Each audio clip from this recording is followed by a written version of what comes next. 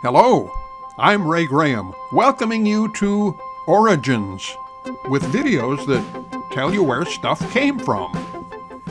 Have you ever stopped to wonder where our everyday sayings come from?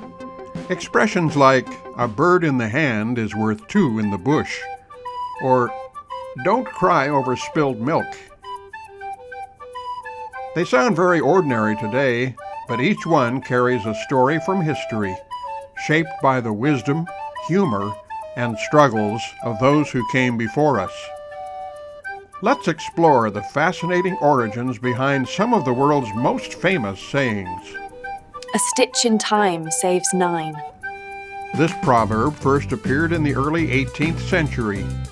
It means it's better to fix a small problem right away before it becomes a much bigger one. The stitch refers to sewing, a reminder that mending a tiny tear prevents 9 more stitches later. Don't count your chickens before they hatch. This saying comes from one of Aesop's fables, written more than 2,500 years ago. In it, a girl dreams of selling her chickens before they're even born, and loses everything because of her daydreaming. The moral? Don't assume success before it's certain. Every cloud has a silver lining. This poetic phrase comes from the 1600s, when writer John Milton described a bright edge of light around a cloud as a tiny symbol of hope. It's a beautiful reminder that even dark times can reveal something good. Don't put all your eggs in one basket. This one dates back to the 1600s also. Farmers would carry eggs in baskets. If one fell, they lost the whole lot. The lesson? Spread your risks. It's still sound advice for investors today. The early bird gets the worm. First used in the 1600s, this saying praises those who act quickly and seize opportunity. It's a favorite of morning people everywhere. I'll catch some giant fish with these. Curiosity killed the cat. Originally, the phrase was, "care killed the cat," meaning worry, not curiosity. Over time, care became curiosity, giving us today's warning that too much nosiness can lead to trouble. When it rains, it pours. This one began as an advertising slogan. The Morton Salt Company coined it in 1911 to show that their salt wouldn't clump up in humid weather. It later became a metaphor for bad luck that seems to come all at once. Kill 2 birds with 1 stone.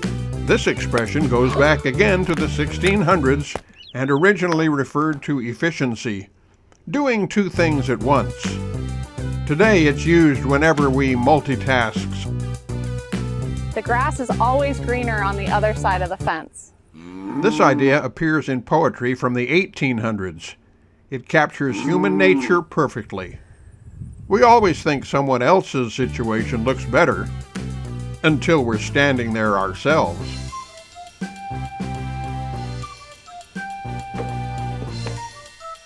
Don't cry over spilled milk. A saying from the 1600s, it means, what's done is done.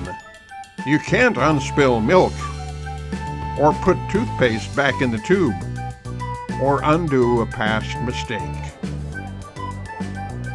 Rome wasn't built in a day.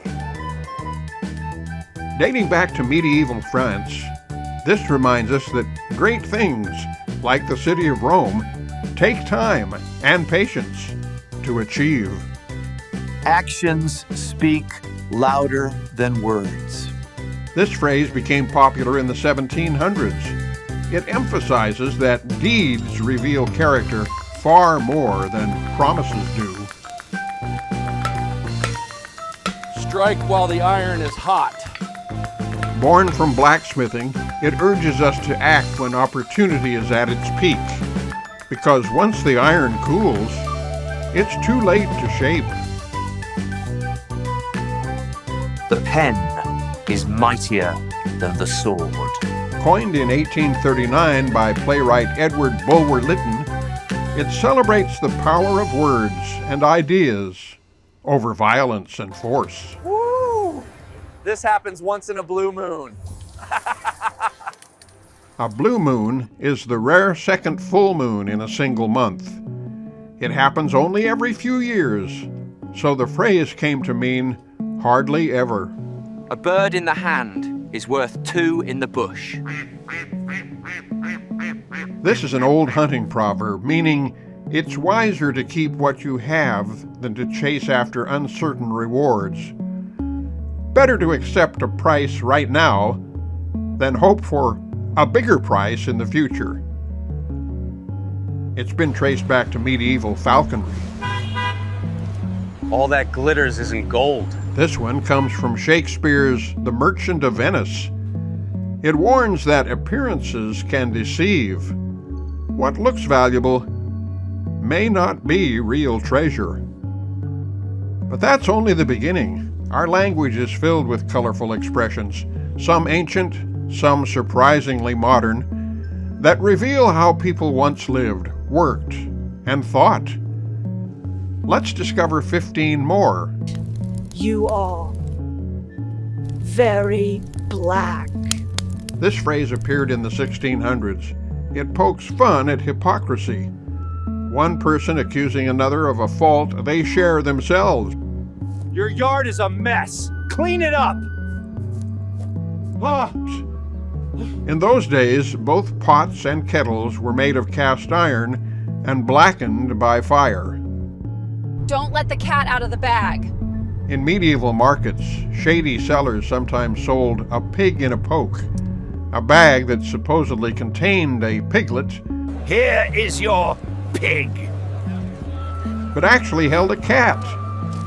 If the buyer opened the bag, the trick was revealed, literally letting the cat out of the bag. You're barking up the wrong tree. From early American hunting, this phrase describes hounds that bark at the base of an empty tree while their quarry has escaped to another.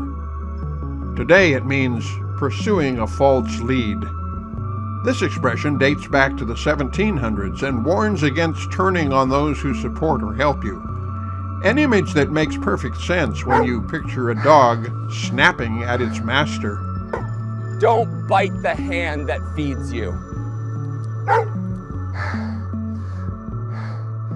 Make hay while the sun shines. A classic piece of farming wisdom from the Middle Ages.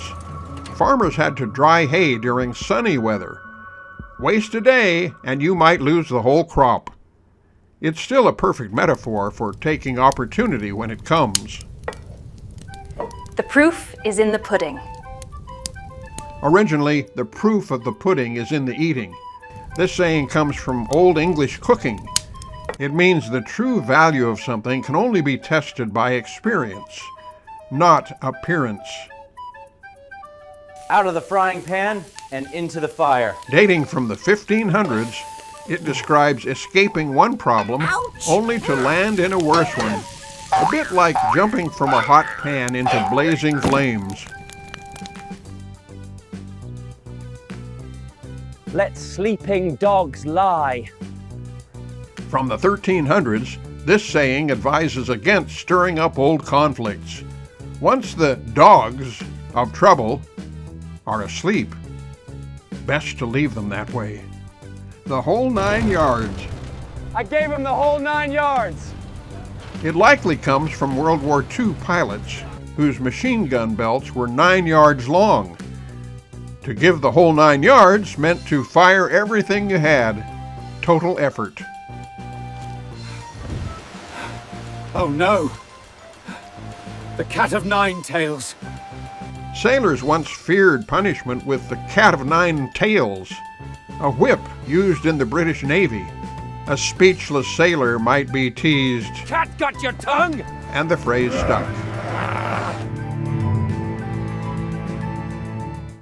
bite the bullet.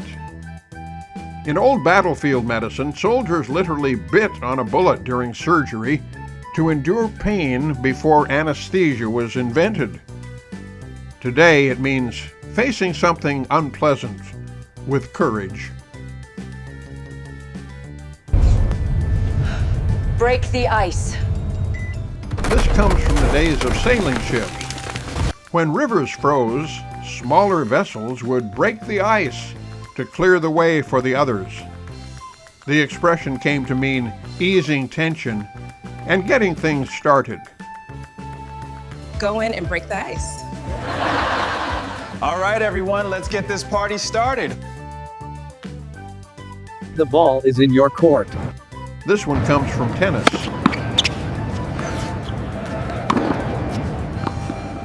It means the next move or decision belongs to someone else.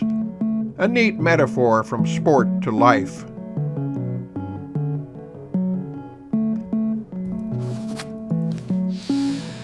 I'm burning the midnight oil.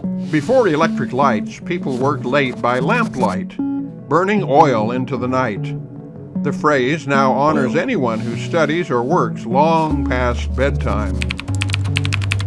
I have the best of both worlds. Used since the 1800s, it means enjoying two different advantages at once.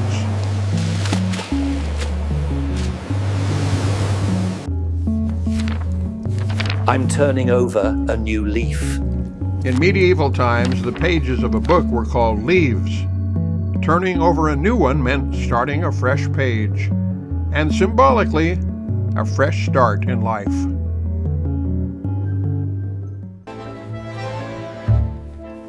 It takes two to tango. This lively phrase became popular in the 1950s, thanks to a hit song by Pearl Bailey. It reminds us that certain situations, especially conflicts, require participation from both sides. Dating from the mid-19th century, this saying has become universal advice about not judging people or things based on appearances alone. Don't judge a book by its cover.